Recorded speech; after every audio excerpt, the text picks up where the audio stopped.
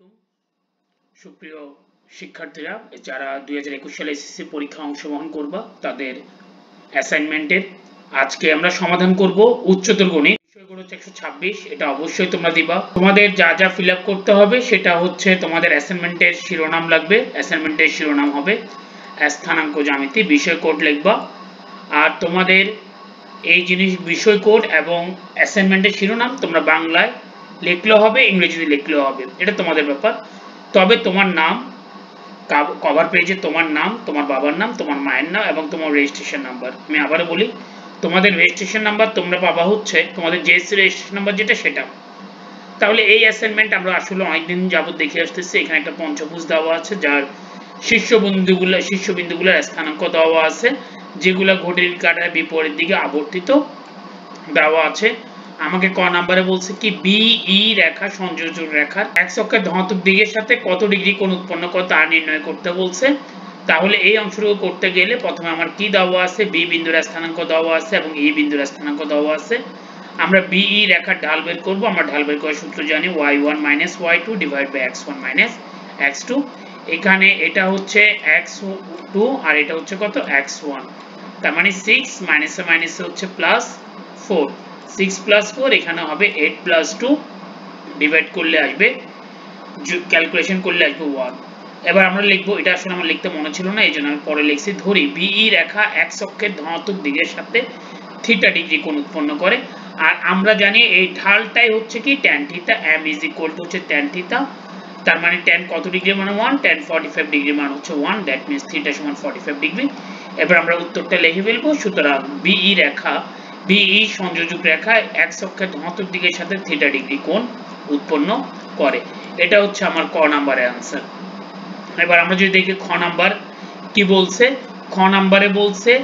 A B C D E এর ক্ষেত্রফল যদি 236 বর্গ একক হয় তবে ডি বিন্দুর স্থানাঙ্ক বের করতে বলছে ডি বিন্দুর স্থানাঙ্ক বলতে আমরা যদি দেখি এই জায়গায় আসলে হচ্ছে আমার টি বিন্দুর স্থানাঙ্কটা আমাকে বের করতে হবে আমাকে আসলে মেইনলি বের করতে হবে টি এর স্থানাঙ্ক মানে টি এর মানটা বের করতে হবে তাহলে আমরা টি এর মান বের করার জন্য যেহেতু ক্ষেত্রফল দেওয়া আছে আমরা ক্ষেত্রফল নির্ণয়ের সূত্র বসাবো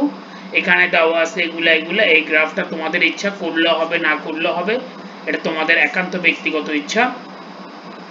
তাহলে এইভাবে লিখে ফেলবা যেভাবে আছে ঠিক আছে এইভাবে লিখবা লেখার পরে মানগুলা এইভাবে বসাবা বসানোর পরে প্রথমে এইভাবে আড়াআড়ি গুণ করবা এটার সাথে এটা গুণ এটার সাথে এটা গুণ 6 × 60 12 × 2 = 24 এইভাবে প্রথম অংশ গুণ করবা এটার সাথে এটা গুণ এটার সাথে এটা গুণ এবার এখানে সূত্রে একটা মাইনাস দিব মাইনাস দিয়ে উল্টা গুণ করব টি এর সাথে মাইনাস এইখান থেকে এখানে গুণ করব 3 6 18 এরপর হচ্ছে 8 12 96 মাইনাস এইভাবে গুণ করার পর আমরা ক্যালকুলেশন যদি করি আমরা ক্যালকুলেশন পাবো 8t = 132 এই মানটা পাওয়ার পরে শর্ত মতো আমার ক্ষেত্রফল দেওয়া ছিল কত 236 এখান থেকে ক্যালকুলেশন করে ফেললে আমার টি বিন্দুর মান বের হয়ে যাবে টি এর মান আসবে কত 13 সুতরাং ডি বিন্দুর স্থানাঙ্ক কত হবে 13,3 এবার আসো গ নাম্বার প্রশ্নের মধ্যে কি বলছে এটি কি ধরনের সেটি বের করতে বলছে এটা আমি মানটা বসাবো আনুমানিকভাবে বসালে হবে তোমরা কেউ যদি চাও গ্রাফে করার জন্য তোমরা গ্রাফে করতে পারবা কোনো সমস্যা নেই তোমরা গ্রাফে করা যেভাবে করো সেটা তোমাদের একান্ত ব্যক্তিগত ইচ্ছা তোমরা চাইলে গ্রাফে করতে পারবা তোমাদের যদি ইচ্ছা হয় তোমরা গ্রাফ পেপারে ইউজ করতে পারবা তাহলে প্রথমত বিন্দুগুলো তো আমি পাইলাম এফ বিন্দু হচ্ছে নতুন একটা বিন্দু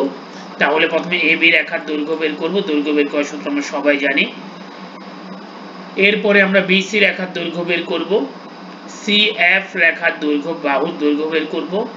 এরপর এফএ বাহুর দৈর্ঘ্য বের করব এখানে আমরা খেয়াল যদি করি এই এবি এবং সিএফ রেখা বাহুর দৈর্ঘ্য এবং বিসি এবং এফএ বাহুর দৈর্ঘ্য সমান তাহলে দুটো বাহুর দৈর্ঘ্য সমান যদি হয় তাহলে আমরা জানি এটা একটা আয়তক্ষেত্র হবে বা সামান্তরিক হবে তাহলে সামান্তরিক হবে কখন আমরা কর্ণদ্বয় বের করব কর্ণদ্বয় যদি সমান যদি হয় তাহলে আয়তক্ষেত্র যেহেতু কর্ণদ্বয় এখানে সমান আসে না তাই এটি সামান্তরিক তোমরা লেখার সময় অবশ্যই এটার স্ক্রিনশট নিয়ে অথবা পজ করে করে লিখে ফেলবা এবার আসো গ নাম্বার আমাকে গ নাম্বারে বলছি কি পি এবং কিউ একটা বিন্দু যেটা এবি এবং এই রেখার স্থানাঙ্ক দিয়ে যায় তাহলে প্রথমে আমি এবি রেখার সমীকরণটা বের করলাম এরপরে আমি এ ই রেখার সমীকরণটা বের করব, তোমরা একটু স্ক্রিনশট নিয়ে নাও। এরপরে এটা হচ্ছে এ বি রেখার সমীকরণ সম্পূর্ণ। এরপরে এটা হচ্ছে এ ই রেখার সমীকরণ, এই রেখার সমীকরণ বের করলাম। এবার এ বি রেখার উপর বলছে কি পি বিন্দু অবস্থিত, আবার এই রেখার উপর কিউ বিন্দু অবস্থিত। তার মানে x এর জায়গায় h এবং k, আর এখানে k এবং h বসবে x এবং y এর জায়গায়। এবার আমরা এখানে 2 দ্বারা গুণ করে এখানে ক্যালকুলেশন করব, এমন ভাবে ক্যালকুলেশন করব যেন 15 পাওয়া যেন যায়। আমি বিয়োগ করলাম, বিয়োগ করলে এটা মাইনাস হবে, এটা মাইনাস হবে, এটাও মাইনাস হবে, আর এটা মাইনাসে মাইনাসে মাইনাস হয়ে যাবে। ঠিক আছে, এখানে মাইনাস ব্র্যাকেট, ব্র্যাকেটে মাইনাস হবে। ক্যালকুলেশন করলে আসবে h এর মান চলে আসছে, আমার h এর মান আসছে কত,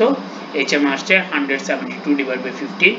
সেম ভাবে আমরা h এর মান যদি 4 নং এ বসায় যদি দিই তাহলে আমাদের k এর মানটা চলে আসবে। এটা হচ্ছে k এর মান,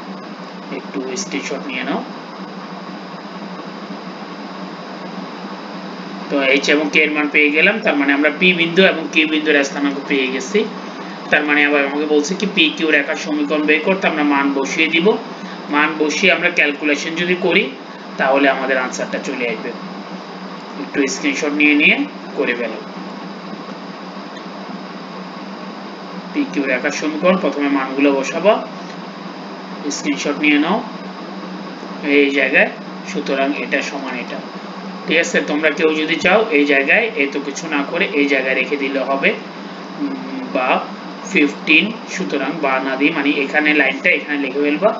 সুতরাং 15x plus 15y is equal to -206, এটাই আনসার। বা কেউ যদি চাও এখানে আনসার লিখে দিলে হবে। আশা করি তোমরা প্রত্যেকে বুঝতে পেরেছো। আল্লাহ হাফেজ, আসসালামু আলাইকুম।